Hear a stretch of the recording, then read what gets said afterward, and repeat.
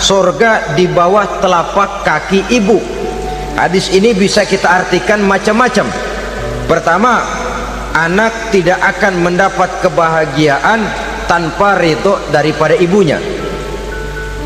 Kedua, ibu adalah wanita agung yang harus ditaati. Ketiga, neraka atau surga anak bergantung kepada ibu, bagaimana dia mewarnai anak. Kalau ibunya cuek-cuek saja sama anaknya, dan sering jadi contoh klasik, kalau anak ayamnya beduk maghrib belum pulang, satu RT dicariin, hansip diundang, kalau perlu dan ramil dilaporin. Saudara-saudara kaum muslimin rahimakumullah, terutama ibu-ibu yang saya hormati, jadi peranan yang pertama wanita sebagai seorang istri. Yang kedua, wanita sebagai ibu.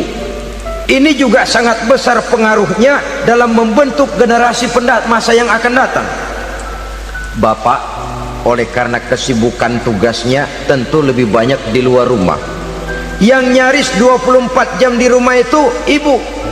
Bagaimana dia merawat anaknya, bagaimana dia menaruh perhatian terhadap anaknya, bagaimana ia melimpahkan kasih sayang kepada anak-anaknya, akan membentuk kepribadian anak dan artinya membentuk generasi yang akan datang. Saudara-saudara kaum muslimin rahimakumullah, salah satu dari misi Islam ialah mengangkat harkat dan martabat manusia yang sebelumnya dibedakan oleh warna kulit, oleh suku bangsa dan bahasa. Seluruhnya diikat dengan satu akidah, menghilangkan perbedaan akibat warna kulit, suku bangsa dan bahasa. Termasuk dalam upaya itu betapa Islam telah mengangkat harkat dan martabat kaum wanita. Maka pada pertemuan kali ini kita akan membicarakan tentang peranan wanita sepanjang pandangan agama. Sebelum Islam datang, nasib perempuan nyaris hanya berputar di segitiga saja. Dapur, sumur, kasur. Kasur, sumur, dapur. Seolah-olah wanita terpaut dengan 3 itu tadi. Seolah-olah wanita tidak bisa berbuat lebih banyak daripada itu. Bahkan di tengah masyarakat jahiliyah, bayi perempuan mendatangkan aib sehingga mereka lalu dikubur hidup-hidup. Maka datang Islam dengan tegas mencanangkan satu revolusi yang mengangkat harkat dan martabat kaum wanita. Nabi bersabda, "An-nisa'u imadul bilad, iza saluhat saluhal bilad, wa iza fasadat fasadal bilad." Wanita adalah tiang negara. Jikalau baik wanita, baiklah negara. Jikalau rusak wanita, hancurlah negara. Dalam berbagai ayat Al-Quranul Karim menjelaskan tentang wanita dan peranannya. Al-Quran bercerita tentang Siti Hawa. Al-Quran bercerita tentang anak perempuan Nabi Adam, Iklima dan Labuda, yang menyebabkan Habil dan Qabil saling berbunuh-bunuhan. Al-Quran menceritakan bagaimana ibunya Nabi Musa mendapat wahyu untuk menghanyutkan anaknya di hilir sungai Nil. Al-Quran bercerita tentang Siti Maryam, ibu daripada Nabi Isa. Al-Quran bercerita tentang 2 putri Nabi Yusuf, yang akhirnya salah satunya menjadi istri daripada Nabi Musa.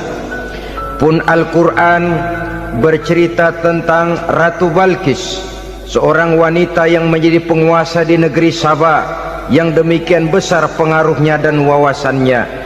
Dan banyak lagi Al-Quran menceritakan keadaan kaum wanita, sampai-sampai dalam Al-Quran ada satu surah yang dinamakan surah An-Nisa. Ini seluruhnya berarti bahwa Al-Quran telah menempatkan kaum wanita dalam satu posisi yang mulia dan terpuji. Al-Quran memberikan emansipasi, bahwa wanita berhak mengejar kemajuan sebagaimana halnya kaum laki-laki. Tetapi sungguh pun demikian, Al-Quran tetap memberikan batasan-batasan sepanjang emansipasi itu tidak bertentangan dengan kodrat kewanitaan itu sendiri.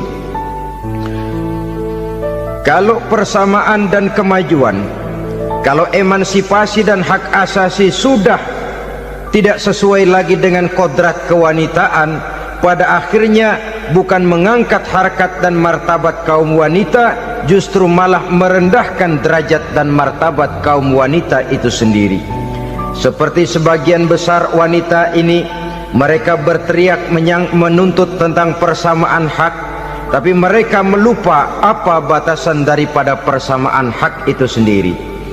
Sesungguhnya Islam dengan segala konsepsinya yang mengangkat martabat kaum wanita itu memberikan keleluasaan kepada kaum wanita untuk maju bersama laki-laki sepanjang tidak menginjak-injak kodrat kewanitaan itu sendiri.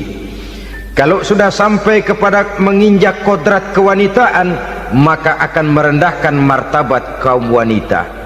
Sebab apa? Secara fisik dan psikis agaknya memang laki-laki sudah ditakdirkan oleh Allah untuk menjadi pembimbing bagi kaum wanita. Walaupun tidak tertutup kemungkinan wanita tampil sebagai pemimpin, tetapi dari segi fisik biologis misalnya, laki-laki itu diciptakan kekar, kuat untuk memikul dan melaksanakan tugas-tugas yang berat. Sedangkan perempuan pada umumnya adalah lembut, ayu, lemot, denok, geboy dan lain sebagainya. Maka kalau kita baca sejarah, Allah itu belum pernah mengutus rasul perempuan, semua rasul laki-laki. Sebab apa? Secara fisik biologis tugas kerasulan lebih dimungkinkan oleh seorang laki-laki. Tugas rasul itu berat, kadang-kadang perang, dicaci maki, berhadapan dengan ujung tombak, ujung pedang dan lain sebagainya. Makanya seluruh rasul laki-laki, dan Allah belum pernah mengutus rasul perempuan. Dari segi lain, perempuan itu banyak terhalang untuk melaksanakan ajaran agama. Misalnya 1 minggu dalam sebulan perempuan itu terkena cuti khusus, mengalami masa menstruasi, tidak sholat, tidak puasa, tidak melaksanakan ajaran agama yang tidak dibolehkan pada saat menstruasi itu. Kalau ada rasul perempuan,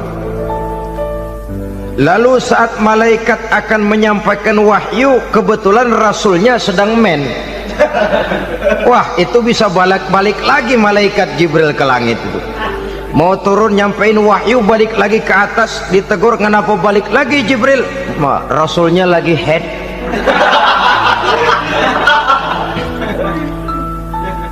Atau pada saat agama dalam bahaya, agama dalam hinaan, agama dalam ancaman, rasulnya perempuan kebetulan sedang hamil besar. Apa lalu perang ditunda? Pengumuman perang ditunda saja sampai rasul melahirkan. Tentu lebih tidak mungkin lagi. Secara fisik biologis, laki-laki lebih memungkinkan untuk melaksanakan tugas kerasulan ini. Maka seluruh rasul yang diutus Allah adalah laki-laki.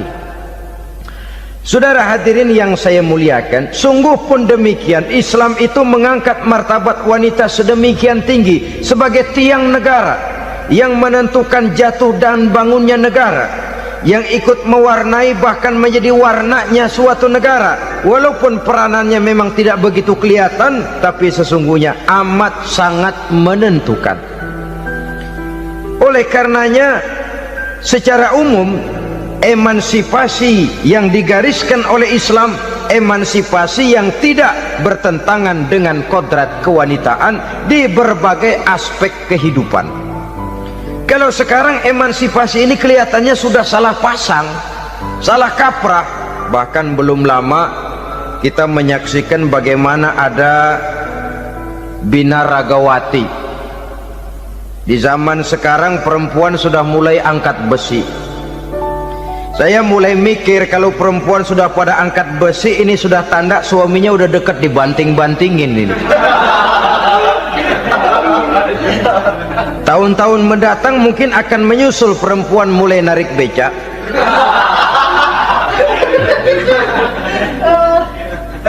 Nampaknya kan sudah tidak lagi mengindahkan kodratnya sebagai wanita. Ada olahraga yang hanya pantas dikerjakan oleh laki-laki. Oleh karena itu pada kesempatan ini kita akan mencoba melihat peranan wanita dari berbagai dimensinya. Yang pertama, peranan wanita sebagai istri. Adalah Rasul memilih istri pertamanya Sayyidatuna Khadijah radhiyallahu anha.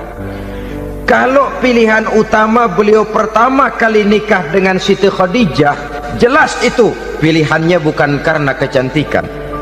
Kenapa? Beliau nikahi Siti Khadijah dalam usia 40 tahun Khadijah dan 25 tahun Rasul. Statusnya janda pula. Kalau beliau seorang pemburu kembang, pemburu bunga, kenapa mesti nikah dengan janda berumur 40 tahun? Sedangkan beliau waktu itu masih berumur 25 tahun. Apa sasaran utamanya? Bisa kita lihat nanti. Setelah beliau diangkat menjadi Rasul, ternyata Khadijah lebih daripada seorang istri. Beliau masuk ke dalam staf Nabi. Orang lain beliau belum beriman, beliau malah beriman lebih dahulu sebagai perempuan pertama yang masuk Islam. Orang lain memusuhi Nabi, beliau malah mengorbankan hartanya untuk membantu perjuangan Nabi. Istri setia semacam ini dengan peranannya sebagai istri yang sedemikian rupa memberikan andil yang sangat besar bagi kesuksesan dan keberhasilan seorang suami. Sebaliknya, seorang istri bisa mempengaruhi suaminya. Seorang suami yang jujur, polos, lugu, sederhana bisa jadi koruptor ulung kalau didorong-dorong oleh istrinya. Seorang istri Pak Lurah memang tidak ikut mengatur kelurahan, tapi dia bisa mewarnai suaminya. Seorang istri gubernur memang tidak ikut mengatur provinsi, tapi dia bisa mewarnai suaminya. Sepanjang warnanya positif, tentu sangat baik dan sangat diharapkan. Tetapi kalau warnanya negatif, kiamatlah akibatnya umat ini. Oleh sebab itu, peran pertama dari kaum wanita sesungguhnya adalah sebagai istri yang mendampingi suami untuk mengolah dan melaksanakan tugas-tugas besar. Dari seorang yang paling kecil sampai kepada seorang yang punya jabatan paling tinggi sekalipun, pengaruh dan peranan istri memang sangat menentukan. Saudara hadirin kaum muslimin rahimakumullah, itulah sebabnya Nabi menikah dengan Siti Khadijah. Dan lebih dari itu, sebelum menikah dengan Nabi, Siti Khadijah itu sudah terkenal sebagai pengusaha wanita, business girl kalau bahasa sekarang ini. Bahkan jaringan-jaringan bisnisnya tidak hanya Mekah saja, tidak hanya antar kota, bahkan sudah antar negara, dari Mekah ke Syam, dari Mekah ke Madinah dan lain sebagainya, yang bahkan kita tahu Rasul pada mulanya pun ikut membantu perdagangannya Siti Khadijah radhiyallahu anha ini. Jadi kalau bercermin dari karier Siti Khadijah, boleh saja wanita bergerak di bidang bisnis, asal memang profesi, bukan karena dengan senjata dan modal kecantikan lalu membujuk dan merayu orang sampai telap sehingga bisnisnya berjalan lancar dengan jalan menjual kecantikannya. Tidak, bergerak di bidang bisnis yang memang profesinya di situ. Tidak ada salahnya. Bisa saja perempuan menjadi bisnis girl seperti yang dicontohkan oleh Siti Khadijah radhiyallahu anha ini. Sebab itu, kontes-kontesan yang hanya bertitik kepada rupa yang ayu saja, rupa yang cantik saja, sesungguhnya bukan hanya tidak bermanfaat, tapi saya pikir juga sangat tidak mendidik. yang mengajar anak-anak remaja putri kita untuk berlomba-lomba hidup dalam kepalsuan. Alis mata palsu, hidung pesek dimancungin palsu, operasi plastik. Alis matanya dikerik, bikin yang palsu. Tai lalat lagi bikin yang palsu. Gincu bibir dimerahin, palsu. Seluruhnya hidup dalam kepalsuan. Akan lebih baik kalau kita ini misalnya mengadakan kontes yang menitik beratkan kepada ketinggian IQ, kecerdasan, kemampuan, skill, keahlian dan kemampuan. Tidak hanya dititik beratkan kepada rupa yang ayu dan cantik semata-mata, sebab di samping manfaatnya diragukan, juga sangat tidak mendidik buat generasi yang akan datang. Terutama ibu-ibu, peran utama wanita sesungguhnya adalah sebagai istri mendampingi suami dalam melaksanakan tugas-tugas besar. Satu hari serombongan ibu-ibu pernah datang menghadap Rasul mengajukan satu resolusi, protes kalau bahasa kita sekarang. Ya Rasul, ada apa Bu? Kalau laki-laki sih enak. Enak bagaimana? Iya, kalau orang laki-laki sholat, perempuan sholat. Laki-laki puasa, perempuan puasa. Laki-laki pergi haji, perempuan pergi haji.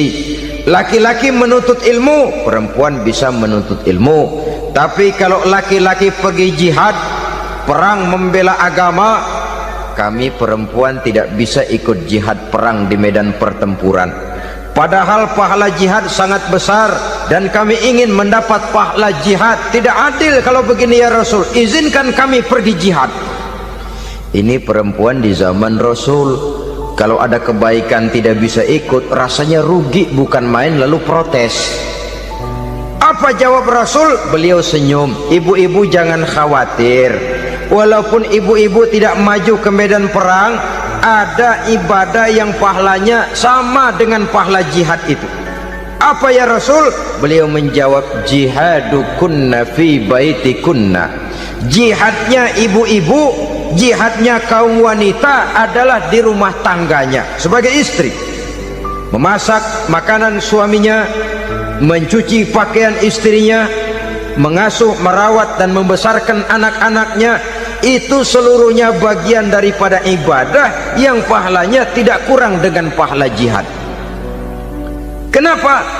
Al-Quran itu memberikan sesuatu sesuai dengan kedudukannya. Kalau perempuan pergi perang jihad membela agama, musuhnya laki semua, kayak apa perangnya? Itu musuhnya bisa nggak mau pakai pedang, perangnya udah gulat aja udah. Sehingga Rasul lalu memberikan satu jalan keluar yang membuat wanita-wanita itu lega. Jihadukunna fi baitikunna. Ibu-ibu sih tidak usah khawatir, jihad ibu adalah di rumah tangga ibu-ibu semua. Sejak bangun tidur sampai tidur kembali, nyaris kaum ibu itu 24 jam pekerjaannya. Sebagai istri, dia melaksanakan jihad di rumah tangganya. Peranan wanita yang pertama adalah sebagai istri, yang walaupun tidak kelihatan dan menonjol seperti halnya laki-laki, tapi sangat mewarnai, bahkan menjadi warna dari tugas apapun yang dihadapi oleh suaminya. Dulu ada seorang orator, kalau pidato hebat bukan main. Kalau dia bernada gembira, semua orang senyum. Kalau dia bercerita tentang sesuatu yang sedih, satu masjid orang nangis. Orang tanya kepadanya, Pak, bisa pidato begitu hebat, siapa yang bikin? Ya saya sendiri. Istrinya dari belakang bilang, tidak, yang bikin pidatonya hebat saya. Kata suaminya, mana bisa, saya, kata istrinya. Kalau saudara tidak percaya, tunggu Jumat depan, dia khutbah Jumat, saya akan bikin khutbahnya tidak hebat, kata istrinya. Sudah hari Rebo, siap-siap mau bikin konsep khutbah, baru mau nulis, datang istrinya, Bang, tolong pegangin anak, saya mau ke warung. mau bikin konsep lagi, kata istrinya, bang tolong ini, tolong itu, tolong ini, sampai mau berangkat khutbah Jumat, khutbah belum selesai dibikin. Begitu naik mimbar kehabisan bahan, sudah 10 menit masih ama ba'du, ama ba'du, ama ba'du. Ini yang dengar heran, ini orang kok bicaranya bisa cuma amat sama badu, amat sama badu saja. Di situ kelihatan saudara-saudara betapa peran serta istri yang walaupun tidak kelihatan oleh pandangan mata yang zahir, tapi teramat sangat menentukan. Sekali lagi, tidak ada seorang suami bisa sukses jadi apapun dia tanpa peran serta istrinya di rumah. Tidak ada kemajuan yang bisa diperoleh kalau tidak karena peran serta istrinya di rumah. Tidak ada kesuksesan yang bisa diraih tanpa keikutsertaan daripada istrinya di rumah. Walaupun suaminya yang dikenal orang, suaminya yang dipuji orang, suaminya yang disanjung orang, bagian besar tetaplah saham dan andil daripada istrinya yang di rumah itu. Ini makna an-nisa imadul bilad. Wanita adalah tiang negara. Jikalau baik wanita, baik negara. Jikalau rusak wanita, hancur negara. Karena wanita, negeri Sabah menjadi terkenal tentram, aman, wawasan politiknya luas. Seorang semacam Cleopatra bisa menaklukkan Julius Caesar. Dan begitu selanjutnya, banyak cerita-cerita betapa wanita yang berperan di belakang layar ini bahkan bisa menggoyangkan negara. Bahkan yang paling dekat saja contoh dengan kita, Senator Gary Hart. Saudara masih dengar tentu itu, betapa harus terpaksa mengundurkan diri dari pencalonan presiden Amerika karena kasusnya dengan Donna Rice itu, dengan hostess itu. Betapa di sini seorang perempuan atau seorang wanita sanggup membongkar seseorang yang punya masa depan ceria untuk menuju kursi kepresidenan dari suatu negara adidaya seperti Amerika, bisa gagal berantakan karena skandalnya itu. Apa penyebabnya? Wanita. Tapi wanita juga bisa menyebabkan menjadi cambuk majunya laki-laki. Wanita juga bisa menghancurkan dan mengubur laki-laki. Saudara hadirin yang saya muliakan, ia memang kelihatannya makhluk yang lemah, tapi di balik kelemahannya itu sesungguhnya dia bisa menelan laki-laki yang bagaimanapun besarnya. Saudara-saudara kaum muslimin rahimakumullah, terutama ibu-ibu yang saya hormati, jadi peranan yang pertama wanita sebagai seorang istri. Yang kedua, wanita sebagai ibu. Ini juga sangat besar pengaruhnya dalam membentuk generasi masa yang akan datang. Bapak, oleh karena kesibukan tugasnya, tentu lebih banyak di luar rumah. Yang nyaris 24 jam di rumah itu ibu. Bagaimana dia merawat anaknya, bagaimana dia menaruh perhatian terhadap anaknya, bagaimana ia melimpahkan kasih sayang kepada anak-anaknya, akan membentuk kepribadian anak dan artinya membentuk generasi yang akan datang. Kalau seorang ibu sudah cuek-cuek saja kepada anaknya, padahal Quran mengatakan al-jannatu tahta aqdamil ummahat, surga di bawah telapak kaki ibu. Hadis ini bisa kita artikan macam-macam. Pertama, anak tidak akan mendapat kebahagiaan tanpa ridho daripada ibunya. Kedua, ibu adalah wanita agung yang harus ditaati. Ketiga, neraka atau surga anak bergantung kepada ibu, bagaimana dia mewarnai anak.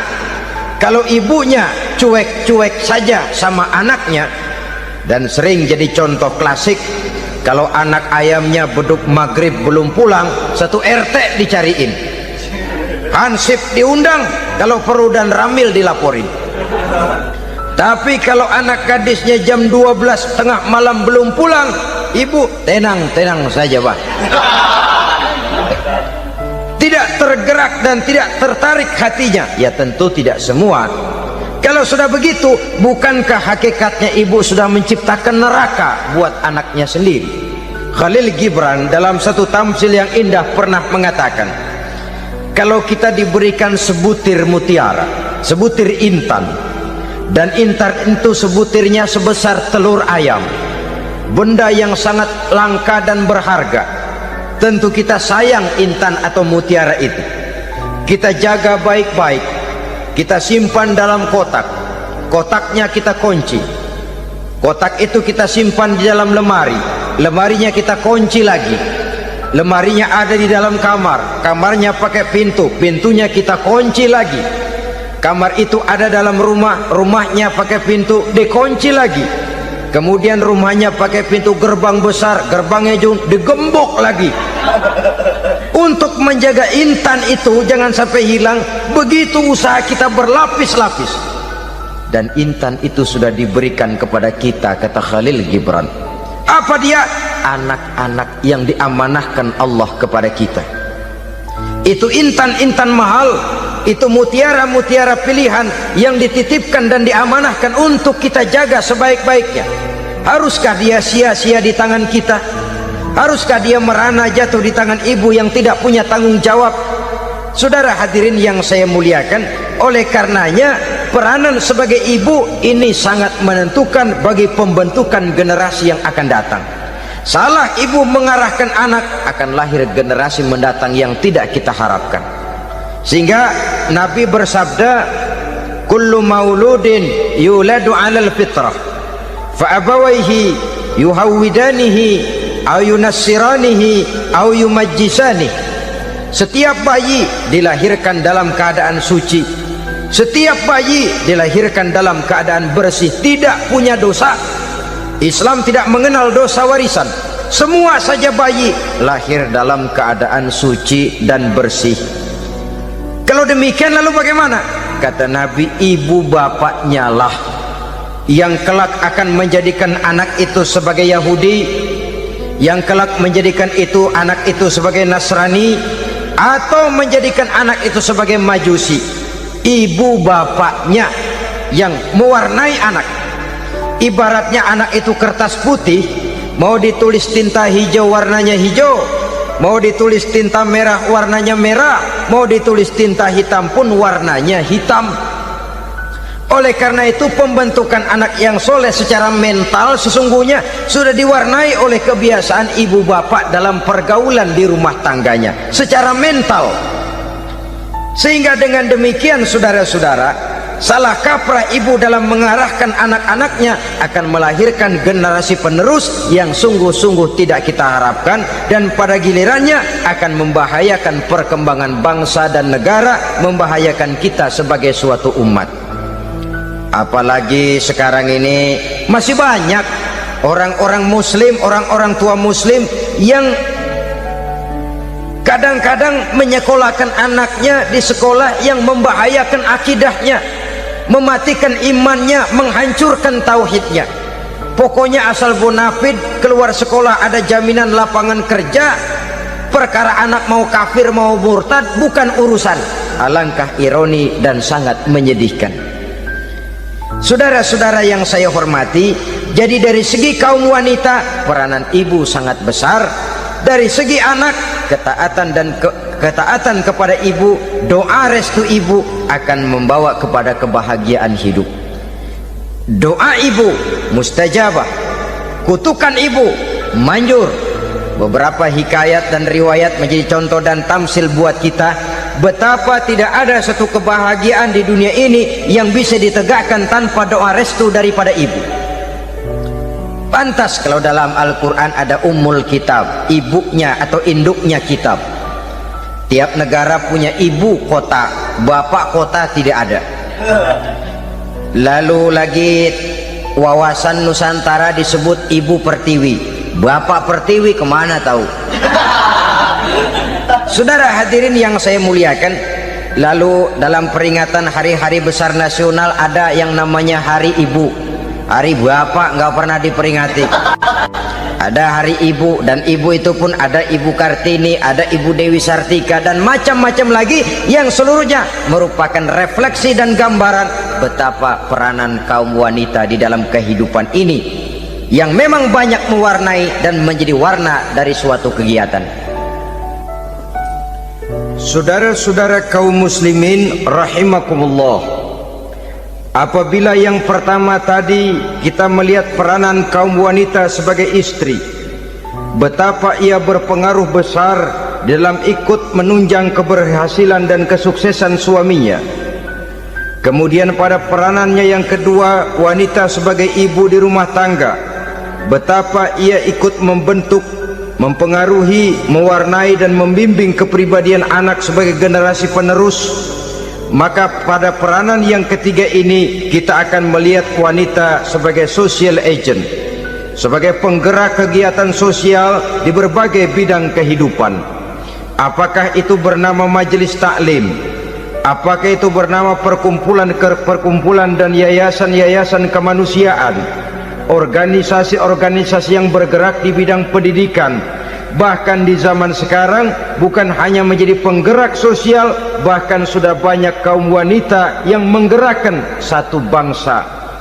Dunia mengenal Margaret Thatcher, dunia mengenal Indira Gandhi, dunia mengenal Bandara Naike, dunia mengenal Corazon Aquino, dunia mengenal Golda Meir dulu itu dari Israel, dunia mengenal Imelda Marcos yang ambisius tapi yang kemudian melangkah kepada jalan yang negatif dari tujuan semula. Ini bukan hanya sekedar social agent, tapi bahkan sudah mengarah kepada menggerakkan dan mewarnai suatu bangsa. Islam membuka pintu ke arah itu. Wanita duduk dan berfungsi sebagai social agent, mengurus berbagai macam perkumpulan-perkumpulan yang bertujuan kepada kebajikan, menyantuni yatim piatu, memelihara kesehatan, menyayangi binatang, memelihara kelestarian lingkungan dan lain sebagainya. Islam membukakan pintu sepanjang peranan sebagai istri dan sebagai ibu tidak diabaikan. Ini sebab yang utama, salah seorang perempuan, kaum wanita, kalau terlalu aktif berorganisasi, terlalu aktif bermasyarakat, terlalu aktif dalam berbagai macam perkumpulan, lalu melupakan tugas utamanya sebagai istri dari suaminya, sebagai ibu dari anak-anaknya. Ibu asik rapat sana rapat sini, anak tidak pernah diajak rapat, akhirnya si anak bikin perkumpulan sendiri, rapat menurut versi mereka, sehingga akibatnya yang timbul anak merasa kurang diperhatikan oleh ibunya. Ngaji bagus, tapi kalau sepanjang hari ngaji saja, suami pulang mau makan tidak ada makanan, mau berganti pakaian belum lagi diteriska pakaiannya, tentu ini melupakan fungsi yang utama. Kegiatan sosial, kegiatan di organisasi adalah jadwal kegiatan setelah fungsi sebagai istri dari suami, sebagai ibu dari anak-anak dilaksanakan dengan sebaik-baiknya. Bukan tidak baik ngaji, kalau dari ngaji ke ngaji saja, bangun tidur ngaji, jam 7 ngaji, berangkat jam 11, sholat zuhur berangkat ngaji lagi, pulang sore, malam ngaji lagi. Suami tidak terurus, anak-anak pun terbengkalai, rusaklah rumah tangga. Dan bukankah satu bangsa terdiri dari satu tatanan masyarakat, dan tatanan masyarakat yang paling kecil bernama keluarga? Keluarga merupakan unit dari masyarakat, unit yang terkecil, dan keluarga terdiri dari pribadi-pribadi yang merupakan bapak, ibu, dan anak-anak.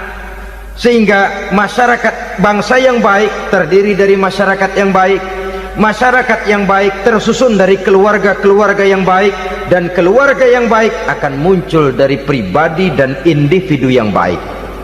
Pribadi dan individu yang baik yang sadar mana kewajiban yang primer, mana kewajiban yang sekunder.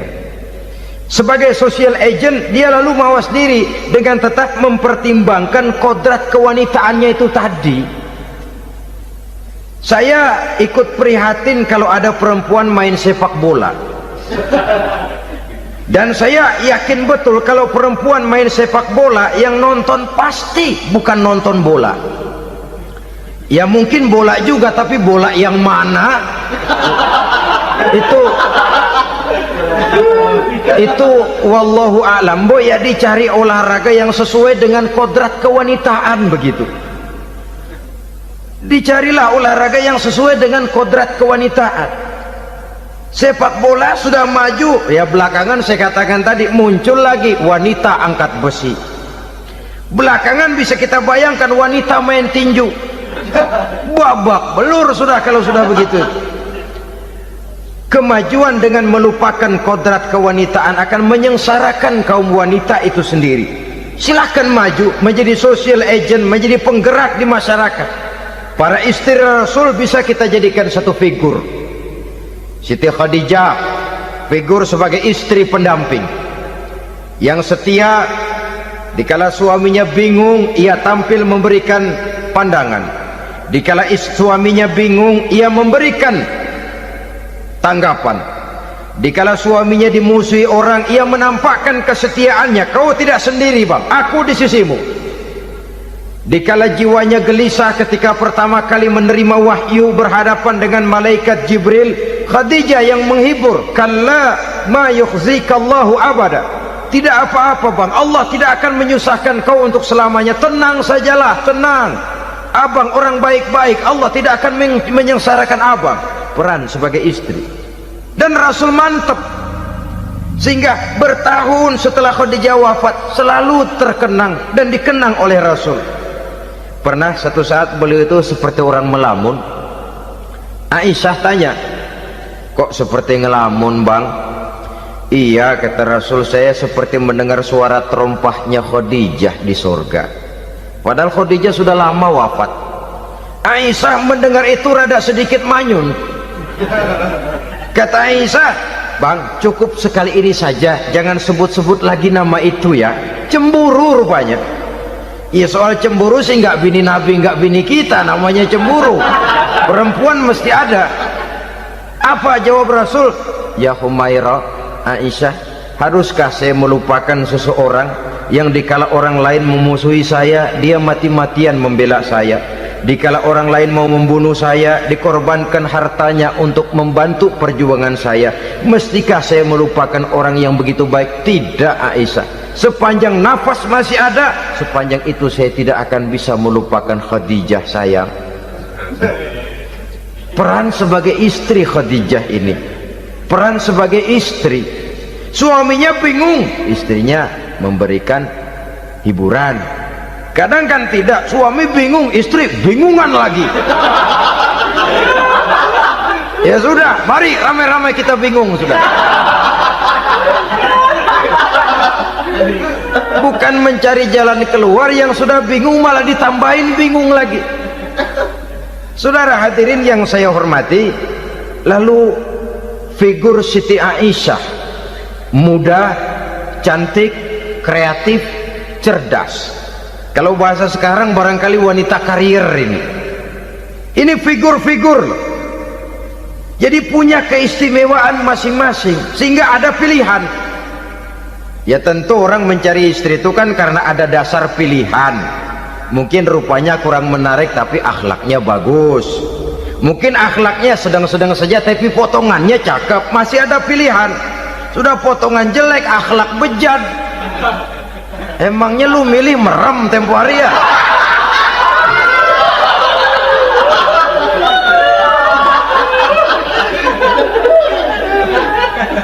Sudah nggak ada pilihan apa-apa. Lalu ada istri yang punya keistimewaan karena sifatnya yang sabar, ada yang wataknya itu pemurah, ada yang sifatnya itu belas kasih. Pendeknya, dari istri-istri Rasul kita bisa menemukan figur-figur wanita teladan. Sehingga keliru kalau kaum orientalis barat mengatakan Rasulullah itu katanya sesungguhnya adalah seorang seks mania, istrinya banyak. Oh ini memang bajingan ini orientalis ini. Kalau Rasulullah itu seorang seks mania, tentu yang dinikahinya itu pertama jelas gadis semua, yang kedua tentu cantik-cantik semua. dari istri-istri beliau yang dikawininya dalam keadaan gadis cuma Siti Aisyah, selebihnya janda. Apa pertimbangannya? Menyantuni yatim-yatimnya, mengayomi janda-janda yang ditinggal suaminya gugur di medan perang, untuk memperkuat keimanannya. Itu pilihan utama Rasul. Kita sekarang ini ya ngakunya sih ikut sunnah Rasul, cuma sunnahnya urusan kawin melulu. Ada duit sedikit, kawin maning, kawin maning. Ditanya orang kenapa kawin melulu sih mas, sunnah Rasul. Bukan main. Kalau sudah urusan kawin, pahlawan betul sunnah Rasul. Padahal kawin lagi dalam Islam itu sungguh pun boleh, tapi tidak diperintah. Tidak diperintah, memang cuma boleh. Itu kalau dalam pesawat itu cuma semacam emergency exit lah ya, yang tidak boleh sembarang waktu bisa dibuka. Kalau memang sanggup berlaku adil, tafadhol. Kalau tidak, satu juga nggak habis. Lagian saya kira perempuan itu kan cuma perbedaan rupa saja, perbedaan selera saja. Seperti singkong dengan sate, bedanya kan cuma di tenggorokan. Kalau sudah masuk ke perut, kenyangnya kan sama. Perempuan cuma berbeda dalam selera, rasanya barangkali ya, barangkali.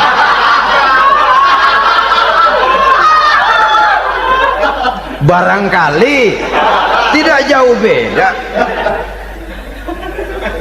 Saudara hadirinlah, Islam ini mengatur lewat pintu yang dinamakan nikah itu tadi, sehingga dengan demikian bisa dinikmati secara tenang, tentram. Tidak usah manusia ya, kucing saja. Coba lihat kucing. Kalau ikan dia boleh nyolong, kucing itu boleh curi, makannya nggak tenang kucing. Coba lihat ini. Asal dia nyolong ikan, makannya juga mindik-mindik. Matanya nengok kiri, nengok kanan. Ada sedikit gerusak, kabur. Secara nalurinya kucing tahu kalau ini ikan curian, makannya nggak tenang dia. Tapi kalau ikan kita kasih, kucing anteng, geledek juga nyamber, manteng aja dia. Nalurinya mengatakan ini ikan dikasih sama yang punya, tenang dia. Saudara hadirin yang saya hormati, orang juga gitu.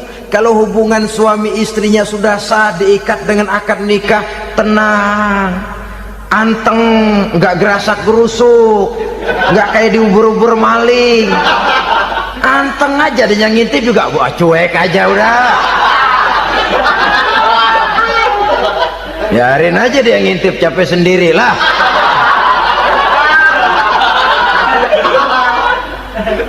Tapi kalau nyuri-nyuri, coba lihat dah. Mana di kebun banyak nyamuk, Hansip mukul tiang listrik, dia yang bingung. Islam ini sesungguhnya memudahkan jalan, saudara-saudara. Jadi sebagai social agent, wanita bisa berperan untuk itu. Apalagi untuk hal-hal yang menyangkut wawasan kemanusiaan, di mana kaum wanita karena emosinya lebih tinggi daripada kaum laki-laki, dia sangat peka terhadap masalah-masalah yang menyangkut kemanusiaan.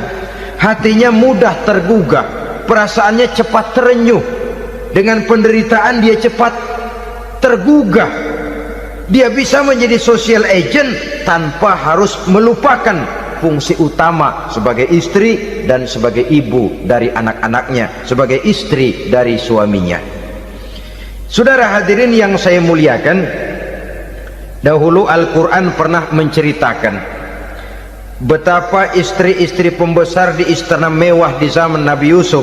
Kalau istilah sekarang nyonya-nyonya jet set, nyonya-nyonya VIP, betapa mereka mau memporak-porandakan keimanan seorang pemuda seperti halnya Nabi Yusuf alaihi salam. Dan Nabi Yusuf kemudian ternyata tidak mau jadi gigolo yang kerjanya hanya menyenangkan wanita-wanita jet set kelas VIP ini tadi. Sesungguhnya ini cuma satu simbol yang kejadiannya bisa saja terjadi pada zaman modern dalam versi dan kondisi yang berbeda. Namun bagaimanapun juga wanita dengan peranannya sebagai social agent, sebagai penggerak masyarakat, sangat besar pengaruhnya dalam ikut mewarnai perkembangan suatu negara. Seorang suami perlu memberikan dorongan kalau istrinya aktif di bidang sosial, asal dengan catatan saja, fungsi sebagai istri, fungsi sebagai ibu jangan sampai terlantar karenanya.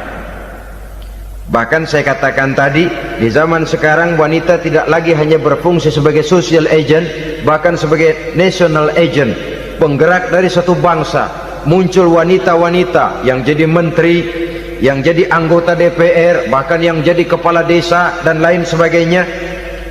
Secara umum memang ar-rijal qawwamuna 'alan nisa, laki-laki adalah pembimbing bagi kaum wanita karena kelebihan fisik biologis, kelebihan kemampuan intelektual dan lain sebagainya.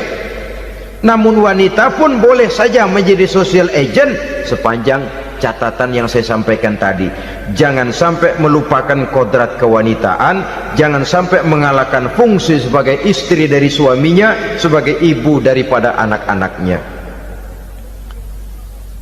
Nah, kemudian fungsi yang keempat di bidang ilmu pengetahuan. Islam memberikan kesempatan yang sama kepada kaum wanita.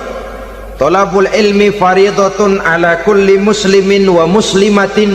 Menuntut ilmu itu wajib hukumnya bagi orang Islam, baik laki-laki maupun perempuan, sampai dibentuk kalimat pengecua khusus ini, muslimin wa muslimatin, bagi muslim laki-laki, bagi muslim perempuan.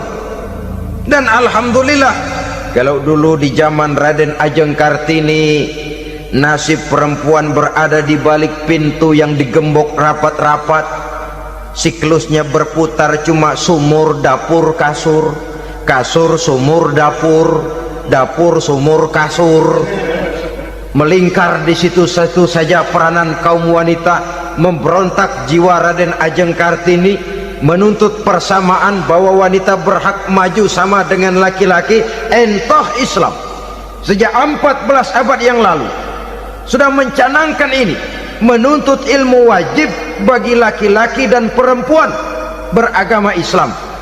Orang Islam baik dia laki-laki, baik dia perempuan, wajib menuntut ilmu. Ilmu dalam artian umum, tidak hanya sekedar fikih tauhidnya, ya, di bidang kedokteran, di bidang teknik, di bidang hukum dan lain sebagainya. Ini yang perlu dibanggakan. Kalau perlu, ini yang perlu diadakan kontes, kontes IQ, wanita yang paling berprestasi di bidang ilmiah, wanita yang punya prestasi di bidang menjaga kelestarian lingkungan hidup, wanita yang punya prestasi menggerakkan sosial, menyantuni yatim piatu, memelihara kesehatan. Adakan kontes macam itu untuk mendorong. Ini enggak, kalau kontes yang diukur betis, bibir, pinggul, payudara, lubang hidung, ukur sekalian kita. Apa manfaatnya dan apa unsur pendidikan yang ada di dalamnya? Tidak menguntungkan, tidak mendidik, dan tidak membawa manfaat. Kecuali lalu yang timbul pola hidup konsumen, pola hidup konsumer, pola hidup yang material, pola hidup yang wah, pola hidup yang gemerlapan. Ya, kalau oleh anak-anak muda yang terjangkau. Kalau tidak, dia hanyut ditelan mimpinya. Dia ingin bergaya hidup jet set, sementara dia dihadapkan oleh kenyataan bahwa dia tinggal di kampung, ibu bapaknya orang kampung, dan lain sebagainya. Jiwanya berontak, terjadilah kegalauan, terjadilah kerancuan, terjadilah komplikasi, perang di batin antara keinginannya dengan lingkungan nyata yang dihadapinya. Dan kalau sudah ada gejala semacam itu, penyakit-penyakit kejiwaan akan mudah muncul. Ini gejala terutama buat orang-orang yang tinggal di daerah transisi, kota besar bukan, kampung banget juga enggak, daerah cekak. Akibatnya gayanya ya sering gaya enggak karu-karuan, gaya kepalang tanggung jadinya. Saudara hadirin yang saya muliakan, akhirnya apa? Santri tapi lagunya kayak koboi. Koboi tapi sesungguhnya santri. Saudara hadirin yang saya hormati, maka di bidang ilmu pengetahuan wanita mempunyai peranan yang sangat besar. Dia bisa tampil dengan karya-karya ilmiahnya yang membawa manfaat bagi perkembangan agama, bangsa dan negaranya. Majulah kaum wanita dengan ilmu pengetahuan, tuntutlah ilmu seluas-luasnya. Kita hidup di satu negara yang merdeka, kita beragama yang memberikan satu keyakinan bahwa menuntut ilmu merupakan kewajiban, bahwa peranan wanita tidak hanya di belakang dapur, lain sebagainya yang seluruhnya terpantul dari dinamika kehidupan kaum wanita. Saudara-saudara kaum muslimin rahimakumullah. Kemudian yang kelima, peranan wanita dalam bidang agama. Kita bersyukur sekarang ini gejalanya dimanapun pengajian, biasanya lebih ramai pengajian ibu-ibu dari bapak-bapak. Peringatan hari-hari besar keagamaan, biasanya lebih ramai ibu-ibu daripada bapak-bapak. Pengajian ibu lebih ramai, padahal kalau bicara sibuk, lebih sibuk ibu daripada bapak misalnya.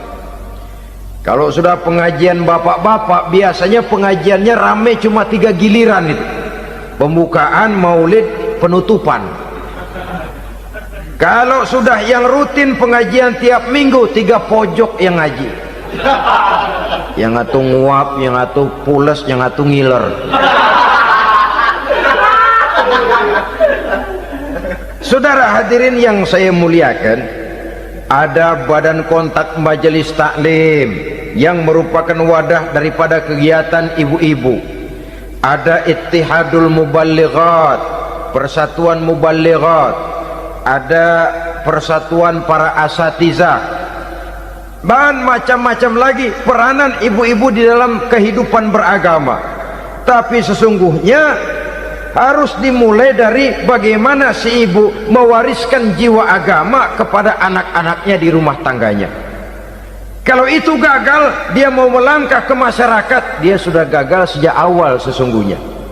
Keberhasilannya dia menata masyarakat akan mengakibatkan dia nanti bernasib seperti Nabi Nuh, berhasil mengajak beberapa orang kafir mengikuti ajarannya, tapi gagal mengislamkan putranya sendiri Kan'an. Bukan tidak berusaha, tapi memang Allah sudah menghendakinya sedemikian untuk menjadi contoh buat kita semua. Yang penting orang tua berusaha dan berikhtiar. Kalau sudah berusaha dan berikhtiar, anak ternyata memang sulit diurus, barangkali memang fotokopinya Kan'an tuh anak. Ya orang tua kalau sudah berusaha, ya tawakallah. Jangan belum berusaha lalu berkata, jangan anak kita, anak Nabi aja ada yang bengal.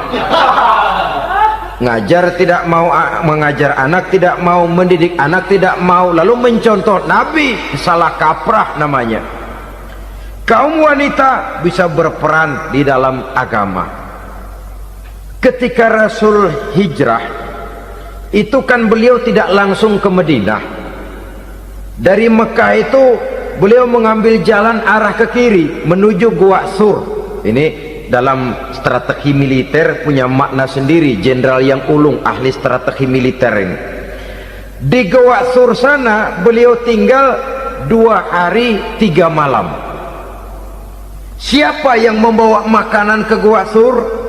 Siapa yang menjadi kurir untuk mengintai kegiatan-kegiatan Quraisy setelah Nabi berangkat hijrah? Asma, putri Abu Bakar Siddiq radhiyallahu anhu. Jadi kurir, jadi spion, membawa makanan untuk Rasul dan ayahnya di Gua Sur.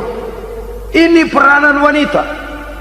Di tengah bahaya, di tengah keadaan posisi terjepit, Rasul di dalam gua, diamatinya keadaan Quraisy, dilaporkannya kepada Rasul. Jasa seorang wanita bernama Asma, putri dari Abu Bakar Siddiq radhiyallahu anhu. Rabi'atul Adawiyah, seorang sayyidah sufiyah, ahli tasawuf yang terkenal dengan ajaran cintanya kepada Tuhan. dia bisa menjadi tokoh wanita dalam gerakan sufi oleh karena kegiatannya di bidang agama, dalam arti mujahadahnya kepada Allah Subhanahu wa ta'ala. Dia korbankan bagian besar daripada hidupnya untuk mengabdi kepada Allah. Setelah suaminya meninggal, seumur hidup dia tidak pernah nikah lagi. Bukan tidak cantik, cantik. Bukan tidak ada yang mau, banyak yang meminang. Bahkan diantaranya termasuk Sufyan Tsauri, seorang tokoh juga, pernah mencoba meminang beliau. Kata Sufyan, Rabi'ah, bagaimana? Kamu kan janda? Iya. Lalu, lah saya kan duda. Jadi bagaimana? Daripada kita masing-masing sendiri-sendiri kan lebih baik kita join. Maksud kamu apa? Saya mau meminang kamu. Boleh? Tapi mas kawinnya saya minta engkau jawab 4 pertanyaan saya. Kalau bisa, diri saya seutuhnya saya berikan kepada kamu. Kalau tidak, tidak usah saja. In ajabtani fi 4 masail fa ana laka. Kalau engkau sanggup menjawab 4 pertanyaan saya, seluruh diri saya bulat-bulat saya serahkan kepada kamu. Yang pertama, Sufyan, semua orang kan bakalan mati. Iya. Ya soal mati sih sama, mati. Cuma hakikat mati kan lain-lain. Ada yang matinya itu husnul khatimah, mati baik di akhirnya. Lagi ngaji, mati. Lagi baca Quran, mati. Lagi sholat, mati. Lagi dengar ceramah, mati.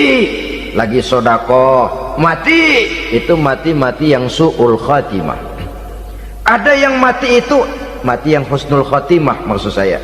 Ada mati itu yang disebut su'ul khatimah, jelek di penghujungnya. Lagi nyekek botol, mampus. Lagi banting kartu, plak plak, habis. Lagi makan riba, mati. Lagi zina, mati. Lagi nipu, mati. Kira-kira kalau saya nanti mati, su'ul khatimah apa husnul khatimah? Loh, saya nggak tahu, kamu mati saja belum. Tidak bisa kamu jawab, tidak bisa. Yang kedua, setelah mati kita masuk ke alam kubur. Di kubur kita akan dapat nikmat kubur atau azab kubur. Hari itu kira-kira saya dapat nikmat apa dapat azab? Saya tidak tahu. Di padang mahsyar setelah ditimbang kita dapat kitab di tangan kanan kalau baik, di tangan kiri atau dari belakang kalau jahat. Hari itu saya dapat kitab di tangan kiri apa tangan kanan? Saya nggak tahu. Yang keempat, orang akan lewat di atas sirat. Yang selamat sampai surga, yang celaka sampai ke neraka. Kira-kira saya yang selamat apa yang celaka? Wah, kata Sofyan, gua nggak tahu, udah butak dah lempangan itu deh. Kalau kau tidak tahu, Sofyan, tidak bisa jawab 4 pertanyaan ini, maaf saja, lamaranmu saya tolak dan saya tidak akan nikah. Ini yang saya khawatir.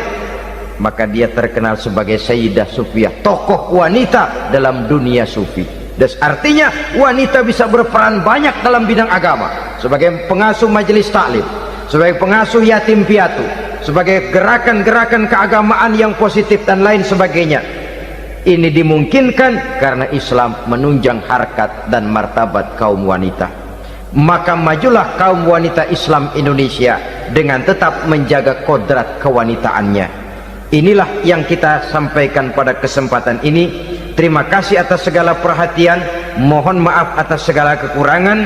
Wassalamualaikum warahmatullahi wabarakatuh.